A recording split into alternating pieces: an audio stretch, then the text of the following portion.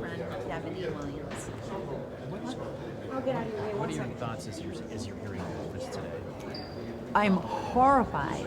We did meet with Mr. Muilenburg yesterday. I had no idea that he got a $15 million bonus after he killed my daughter.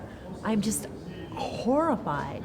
Like what they were saying, that's the opposite of accountability. That's a praise for having a crash like that. And then hearing the details of what people knew, they raised their hands, they said things are going wrong, production is going too fast, people are tired, and what did he do? He sort of just looked around and said, oh, everything's good.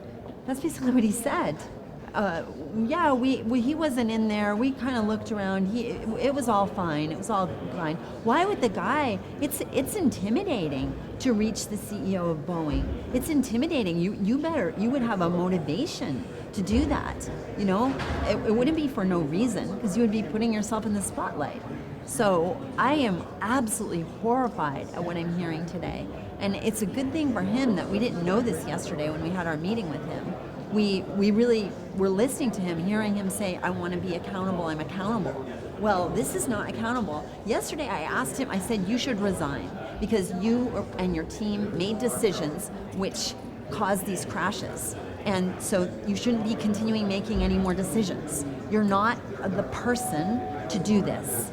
And he said he doesn't quit, he follows through in difficult situations, but he is not the human being to be doing this job. And neither is his board, and neither are the other executives, who I guess all got bonuses. I don't know what their bonuses were, but obviously he got a bonus, they all got bonuses. That's horrifying.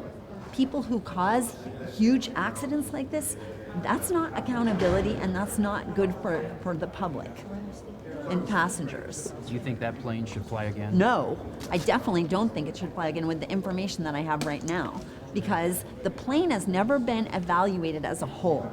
So it has all of these parts that have been added on to the original 1967 type certificate, and they've saved a lot of money by not bringing the other parts of the plane up to the current day's standard. And there's reasons we have standards, because there's been accidents and problems, and so we develop standards from that. We learn. And they saved money, $7 billion apparently, by not having all of the parts of the plane come up to today's standard, by having the old, it's referring back to the old type. So I think that unless they recertify the whole plane as a unit, with comprehensively, that it shouldn't fly. And they should make sure to follow the recommendations of the JATR report and the NTSB. They should follow all that before they put the plane back in the air. When we talked to the FAA, they're like, yeah, they turned in all of their stuff. We have 2 weeks. We have about 2 more weeks of evaluation, meaning that they're going to approve the plane to fly again without a full evaluation. How can they do that? We're here to try to prevent a third crash. We don't want any other families to be feeling what we're feeling. It's horrendous. After a plane crashes, you can't get your loved one's body back. It's all in pieces. We don't want anyone to go through this. Ma'am, I was in the Senate above you yesterday, and you were trying to hold your pictures up, and you were kind of in a dispute there. If you can turn that around a little bit, which one is your relative? My daughter's right here. That's your daughter? Yeah, here's another picture of her right there. Right. Can you tell us about Do you feel your story is getting out?